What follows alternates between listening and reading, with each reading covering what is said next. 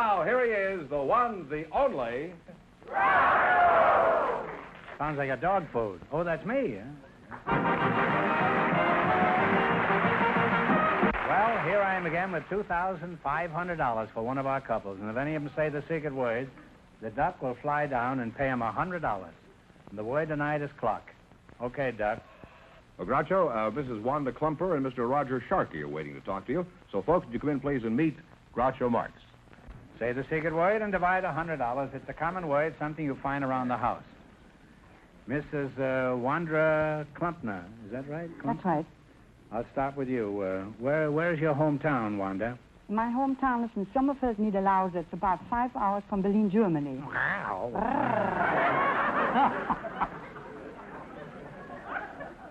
What is it like in Sommerfeld, in the Niederlause, in the Schnitzelbank, huh? Kutterlang. Kurz und lang, ja? Kurz und lang. Kurz und lang in der Schnitzelbank. I do schönes. You know that song? Oh, yeah. Ist das We nicht learned eine that in fette America. Frau? Dicke Frau. Ja, dicke das ist Frau. ein dicker Sau. Dicke Sau, eine fette dicke Frau, eine Frau. fette Bock, eine ganze Tag, große Nicht so Eier, lang, Judenmai, nicht so lang. schönes Das Ding, war eine nicht goldene so Ring, lang. komm mit Kurven lang, Krankenwagen, kurven Rad, lang. hinten Hände, große, kurz und lang, eine Schnitzelbank. I do schöne, I do schöne, I do schöne Schnitzelbank.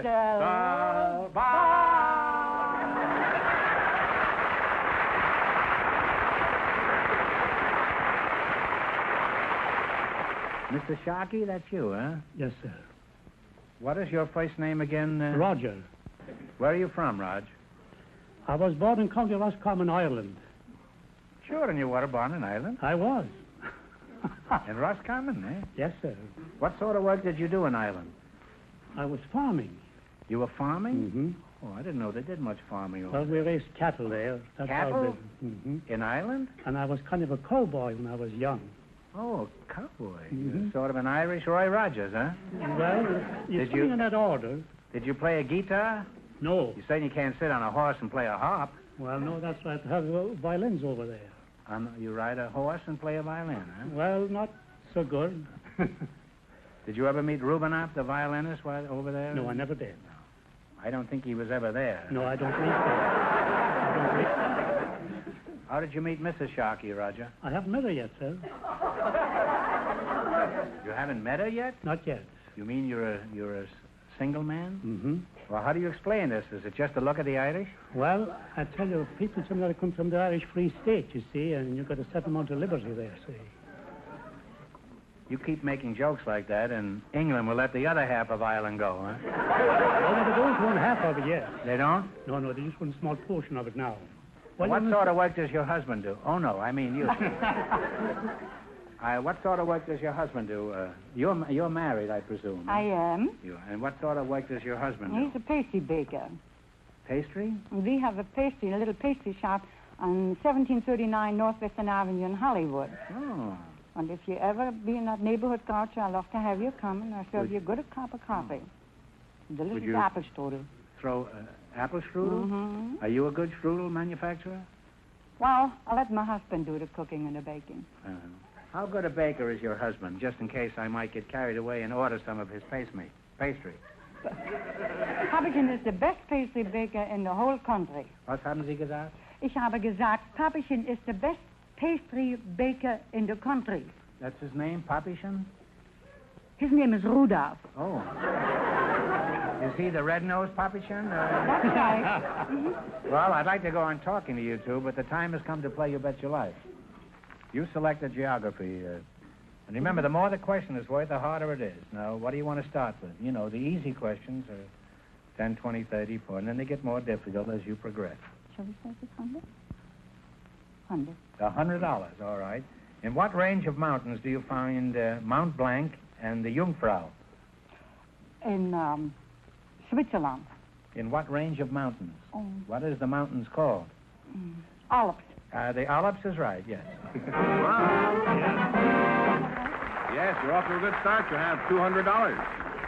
Wanda, das ist sehr gut. Oh, thank you. Das ist der Alps, ja. Das kommt vom Scallops, ich denke. Sie haben 200 Taler. Was werden Sie tun diesmal? Wie viel? $90. $90. All right. In what country is New South Wales? Now, talk it over, your partners. Now, don't answer until you... Australia. Australia is right, huh? You now have $290. You have practically climbed the Jungfrau. You have now 290 Taler. Was werden Sie machen diese Mal? 80. 80. 80 Taler. 80. Yeah. In what state is directly south of Kansas? Now, talk it over. Don't jump at conclusions. What state is directly south of Kansas? Here is Kansas. Now, what is underneath? Arizona? No. No, I'm sorry. You lost half your $290. You now have $145. All right, now don't get discouraged. You still have a lot of money. Now, this is the last one, the last chance to beat the other couples. What are you going to go for? 70. 70? Okay. In what country do you find the steps? S-T-E-P-P-E-S. Talk it over. No, I didn't. Talk it over. S-T-E-P-P-E-S. That's the way it's spelled.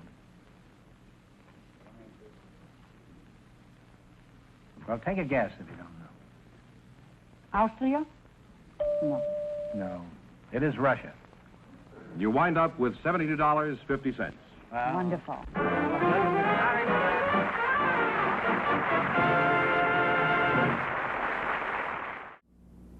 In the old days, you had to shift gears with clumsy controls like this. Wasn't easy. Later, the gear shift moved up in the world to the steering column. And then automatic transmissions brought complicated dials and levers that were impressive, but sometimes confusing. But now, here's the quickest, smoothest, easiest method of drive selection ever invented. DeSoto's great new push-button driving. A positive mechanical control. To put the car in any driving range, just push a button and go. DeSoto push-button driving is safer, too. It's out of children's reach, and it's designed so you can't make a mistake. Push-button driving is easier and safer. And to see just how fast and smooth it is, watch this professional stunt driver.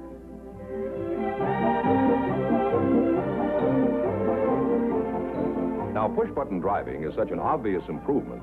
Competing cars will imitate it next year or the year after. But DeSoto has push-button driving now. So why wait? Tomorrow, drive a beautiful new DeSoto with push-button driving. You can enjoy the best this summer. Drive and price a DeSoto tomorrow. Groucho, we invited some young ladies who work for a swimsuit company to the show tonight. Oh, you're cooking with gas. And just before we went on the air, our studio audience selected Mrs. Lynn Armstrong to be on our show. Her partner is Mr. Tom Blazina. Folks, would you come in, please, and meet Groucho Marx. Welcome to You Bet Your Life. Say the secret word and divide $100. The common word is something you find around the house. Lynn Armstrong, I presume that's you. That's you, huh? And Tom Blazina, that must be you, huh? Right, sir. Mrs. Armstrong, Mr. Fenneman says you're with a bathing suit concern. Is that true? That's right. Girls' bathing suits, I presume. Exclusively. What company do you work for, Lynn? Coal of California. Are your bathing suits any different than other types? Well, Coal swimsuits fit more people than most other swimsuits. Could you give me that again? Our What do you suits mean, they fit fit more more people. Even in a bathing suit, I should imagine three's a crowd. Well, just one at a time, Groucho. But there, of course, is an average figure, and then there are many variations of the average figure. And our suit is designed to fit the average figure plus the variation. Mm-hmm. Like variations on a theme by Paganini? Would it be like anything Something like that. Mr. Blazina, That's where's your hometown? Slavica, Croatia, Yugoslavia. Well, Yugoslavia, and I'll go my way, huh? You come from Yugoslavia, huh? Marshal Tito country, huh? That's right. How old were you when you came to this country? I was 11 years old. How long have you been here? I've been here 50 years. And you came when you were 11? 11 exactly. And you're 61 years old? Correct. Well, you're a remarkable-looking man for 61. You look like Benny Rubin, only 10 years younger.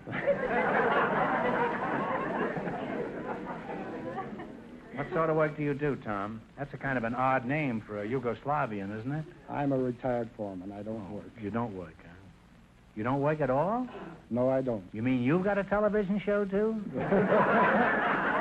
No, I watch yours, Groucho. Well, that's work to some people. Are you married, Tom? I am, Groucho.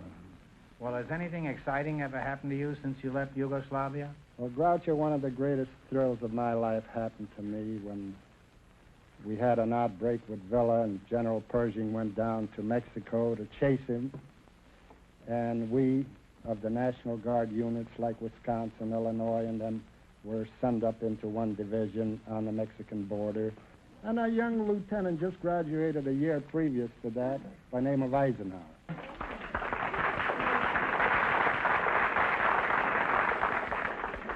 Tom, have you ever seen the president since those old days?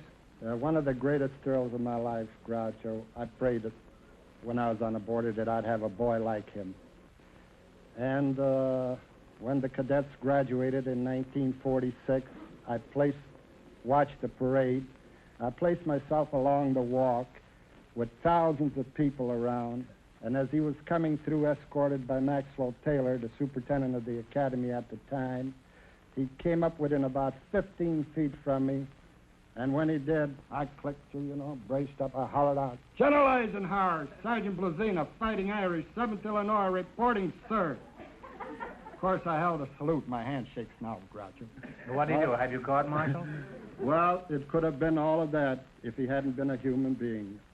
General Taylor pulled him over. He thought he had a drunk on his hands, And Ike looked at me, jerked his arm away from Taylor, and walked up halfway. Big smile busted out over his face, and he saluted. And when he did, I came to attention, and he made one leap for me and grabbed me around the neck and shook my hand and said, Sergeant, what are you doing here?" He thought I was that hunky on the border, I said, as he did that, tears rolled down my cheeks. I couldn't hold my emotion. I said, "General, my boy just passed in review for your approval." Grabbed me, Sergeant, come on up here. We got to tell these people where we were back 37 years ago. He said, "How long was that hike?" I said, "Well, it lasted about 3 weeks." How many miles? I said, 213 miles. "That really was a tough hike, wasn't it, Sergeant?" I grabbed him around the neck. "Wait a minute. Didn't you ride a horse?" This is not Eisenhower. Well, apparently you have a real devotion to the president, and I don't blame you. He looks like a real nice guy. Have you done anything to show him how much you like him? I voted for him with all the sincerity at my command. Just once? Well, I got many thousands of others to go along with me. If you'd have any kind of a friend, you'd have voted half a dozen times. I'm surprised you aren't the ambassador to Yugoslavia. Well, I'd like to continue this conversation, but the time has come to play You Bet Your Life. In the race for the $2,500, the first couple won $72.50, and the secret word is clock. Now, remember, we start you off with $100, and if you miss a question, you lose half of your bankroll. Are you ready? Okay, here we go. You selected American history. And remember, the more the question is worth, the harder it is.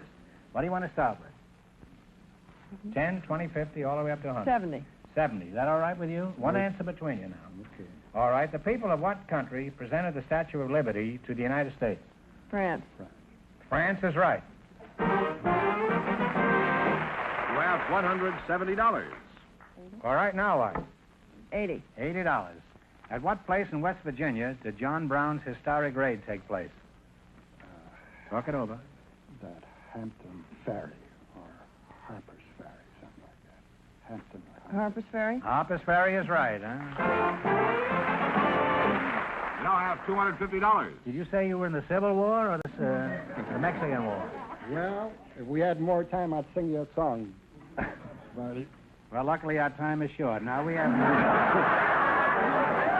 $250. Now what are you going to go for? Come on, little ones are 90. easy. 90?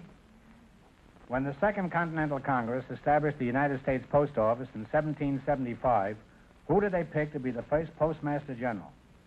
Talk it over. Who was the first Postmaster General? The Second Continental Congress. If you don't know, guess. Hard or something like that. Hard. No, it's Benjamin Franklin. Well, you lost half your $250. You now have $125. All right, you still got 125. What are you going to go for? Let's go 100. All right. 100? One of the great moments of history came with the surrender of Cornwallis to George Washington. Where did the surrender occur? In New York. Where did Cornwallis surrender to George Washington? Cornwallis. Valley Forge. This is a pretty easy one. Even I knew this. It's Yorktown. That's too bad. Well, you wind up with $62.50. Too bad.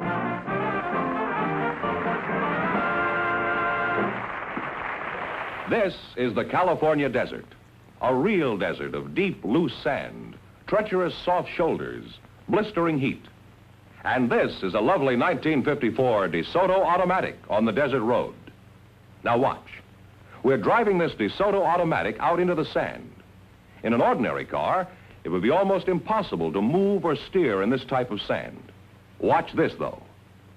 The world's newest and finest fully automatic transmission, Power Flight transmission, lets the DeSoto automatic accelerate smoothly, steadily, evenly with great power, even here. And steering is simple, even through heavy, treacherous sand, with DeSoto full-time power steering.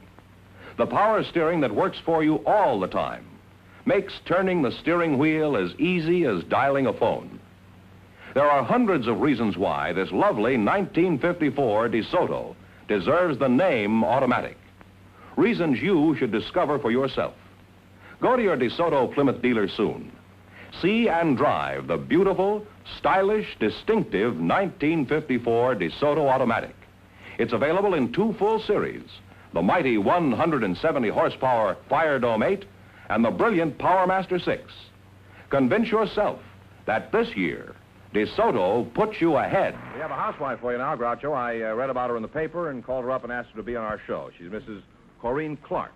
Her partner is also a special guest, one of the Los Angeles City Councilmen, Mr. Gordon Hahn. So, folks, would you come in, please, and meet Groucho Marx. Say the secret word and divide $100. It's a common word, something you find around the house. Ow. Corinne Clark and Councilman Gordon Hahn, huh? Councilman Hahn, it's an honor to have you here, and I'd like to shake your hand. Just a minute till I take this ring off, huh? Nothing personal, Mr. Hahn. I always slip my ring off when I shake hands with anybody in politics. All right. You I want to see if my cuffs are still here, huh? Now, Gordon, by the way, is it all right for me to call a councilman by his first name? Well, they call me Curly, normally. I've heard of politicians make fantastic claims, but this one skins them all.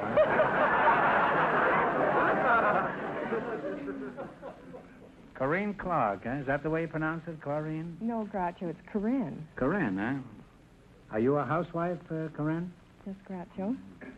Pretty good-looking housewife. What sort of work does your husband do? He's a court reporter. A cork reporter? You mean Court. pulls them out of bottles, huh? No, he works in the court. Oh, in the He takes- courtroom. Oh, I see. Gordon, how did you meet your wife? I presume you have a wife. Oh, huh? I'm not married, Groucho. You're not married. No. Some nerve. How can you be a city father if you're a bachelor? Well, it ain't easy. No, it isn't. Well, is this a fairly lucrative job, a councilman? I mean, the pay that shows up on the tax return. Well, a councilman in Los Angeles had a raise once in a quarter of a century, and I think the people are going to have another chance this next year. We make, on an average, of approximately 20 cents more an hour than the head janitor. So what's a head janitor? Is that Well, a psychoanalyst? Oh, he's in charge of the maintenance in the city hall, Groucho. Oh. You'd do better as a plumber, wouldn't you, huh? Well, the plumbers do get more per hour, yeah. Carpenters, any Yes, they all get more. Yeah. Of course, their jobs are more important, too. I mean, if the pipes in my bathroom are clogged up, a councilman wouldn't do me much good. Now, what are you city fathers doing about smog, Gordon? Well, smog... Besides choking over it like the rest of us. The smog problem's in control of the smog control district. But Yes. the city council has two aspects of smog they can take care of. One is the incinerator, and you know we changed the hours of burning to let everyone know that the incinerator Yes. does puff smoke. That's true. And now they have the stink in the evening instead of in the morning, huh? The other is we're studying the problem of perhaps picking up combustible rubbish. We're the only large city in the United States that allows the burning of the combustible rubbish in the backyard. It seems to me the only thing they do about the smog is each day I see a new man is appointed to the head of the board. Now, as a city official, Gordon, you must get a lot of requests, strange ones from your constituents, like drop dead. Well, we do. Have you had any other unusual demands? Quite a few. Just this last week, the letters I received. One was on this garbage problem. A person suggested that we fly the garbage out to the desert. I mean, Palm Springs? What is another one? Another one was a request from a constituent asking that the children on the streetcars be prohibited from making faces at the pedestrians walking down the street. I don't know what we're going to do about that. No, I don't think that's part of your job. But those are I some would of give the- that to the smog control. Huh? Those are just a few of the Well, you must lead a very Unusual interesting life, Gordon. very interesting grounds. Now, Corin, you're a citizen of Los Angeles, and we have a councilman up here. Do you have any problems that you'd like taken care of? Well, I have woodpeckers in my cocoa palms. Could you give us that again? I'm not quite sure that that's what I heard. I have woodpeckers in my cocoa palms. You have woodpeckers in your cocoa palms? That's right. Well, keep your hat on and nobody will notice it. What in the blue blazes are you talking about? Well, Groucho, about 3 weeks ago, I live in the valley, and a flock of woodpeckers came and took up residence in my 2 tall cocoa palms. Mm-hmm.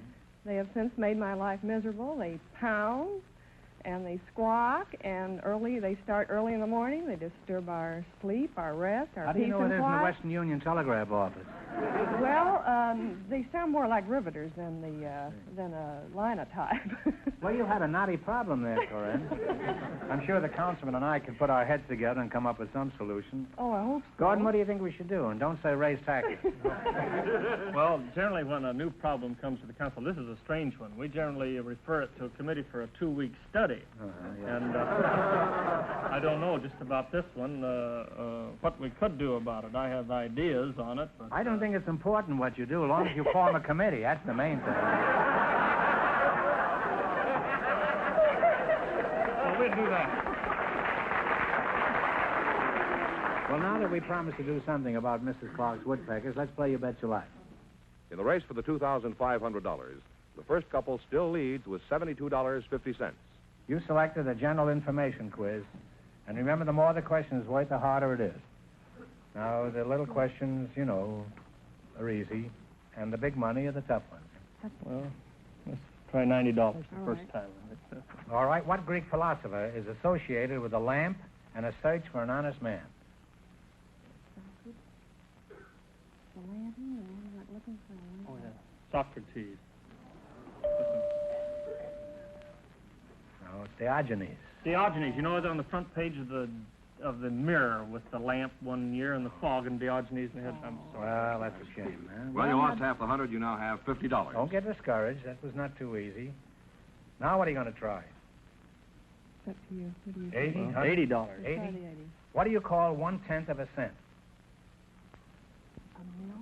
A mill. A mill is right. You now have $130. Now what? $70. All right. What would you be charged with if you were arrested for striking another citizen? Assault. Assault and battery. You now have $200. Now, it's your last chance to beat the other couples. What are you going to try? $60. $60. If a Kelly is a hat, what is a brogan?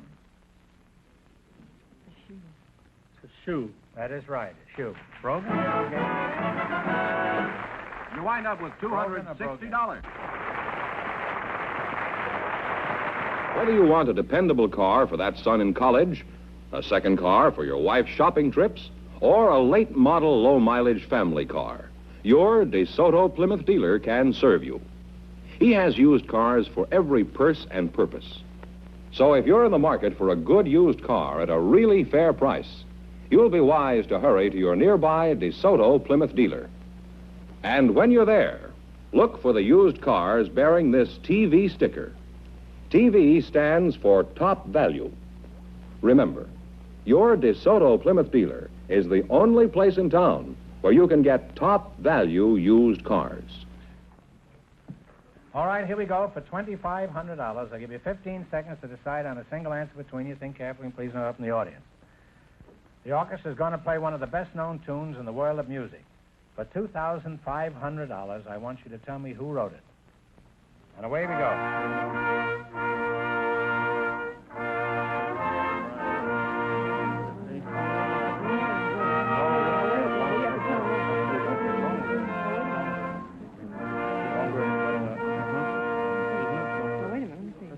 Who wrote it? I think it's Richard Wagner. Richard Wagner. What do you decide? What do you decide? Richard Wagner. I'll take the woman. Oh, Richard Wagner is right.